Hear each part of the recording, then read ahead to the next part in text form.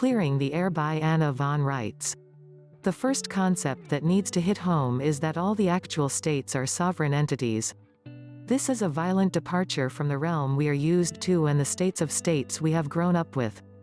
It's a whole different world and a whole different government.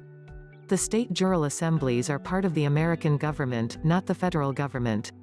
Michigan has no special role or right to dictate how other states organize and operate their state jural assemblies, much less how they operate their state assembly, sometimes called State General Assembly.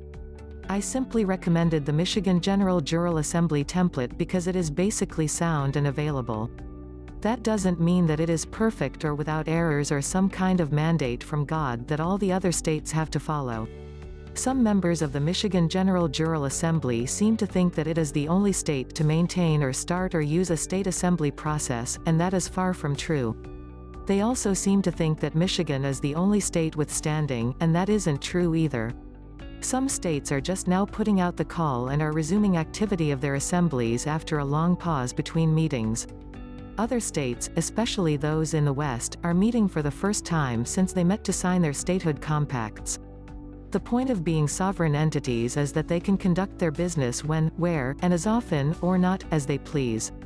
Many states have continued to assemble at various times in response to various threats, and they have conducted their business properly and taken actions nationally, internationally, and globally ever since the Civil War.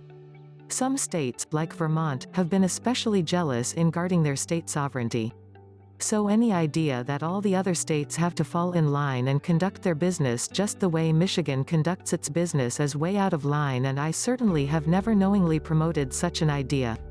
Most of us are familiar with due process, including due notice provisions, also with conducting proper and secure elections, keeping meeting minutes, using rules of order to conduct meetings, etc., etc., etc. We are also familiar with basic court functions, juries, the qualification of jurors, the number of persons on juries, the kinds of juries, etc., and if we have questions there are plenty of sources available to us to find out answers. None of this is rocket science, except that we all need to know the difference between the American government and the federal government that the American government created. We all have to know that actual state assemblies, general, legislative, and jural, are part of the American government, not the federal government. We all have to know that actual state assemblies can only lawfully be convened by people owing singular allegiance to the state. No dual citizenship is allowed by the actual states. Dual citizenship is allowed by the states of states, but that is a different jurisdiction. There are apples and there are oranges. If you want to act as member of the actual state assembly, the actual state jural assembly, or the actual state legislature, you have to expatriate from any and all federal citizenships. If you want to live in America, live in America. If you want to live in the U.S., live in the U.S. Landsmen, who are free men, are landlords in this country. The state belongs to the people of the state, not the persons of the state. The people populate their state of the union. They are natural-born members of their state assembly, their state legislature, and their state jural assembly, too. Federal citizens, whether territorial or municipal, are temporary residents in our actual states, just as we are temporary residents in their states of states. They act as persons, not people, and inhabit their foreign jurisdiction instead of populating it. The states of states and the federal government allow dual citizenship. You can be a citizen of the territorial U.S. government and a citizen of the municipal U.S. government, too. You can be a citizen of a state government so far as they know or care, and a territorial citizen at the same time. You can even, as some members of the Territorial Congress have done, be a citizen of Israel and the territorial United States at the same time. The same cannot be said of the actual states of the Union. Our soil and land jurisdiction states operate according to the law of the land, and no, that does not mean any form of constitution in this context, which is derived from the biblical law, including the premise that no man can serve two masters.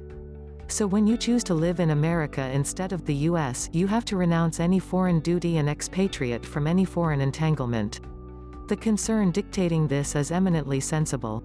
The federal states of states are all commercial corporations operating in foreign jurisdictions, and someone having profit motives and duties attached to foreign commercial corporations should not be entrusted with making decisions for our states. This is the history and the law and the reason that our states only allow one kind of citizenship, state citizenship. When we expatriate, our federal contractors are obligated to respect their employers' wishes and cannot impose any requirement of citizenship related to them and their corporations. Doing so would amount to involuntary peonage, as all these federal entities, including all federal states of states, are commercial corporations.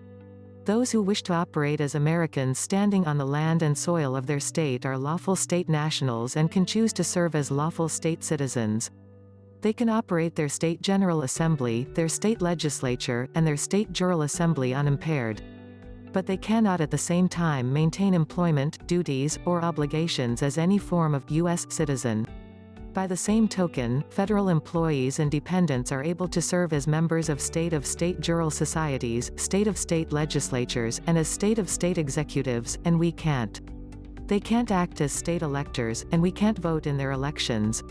This is because we inhabit completely different jurisdictions that are separate and foreign to each other, as the land is foreign to the sea.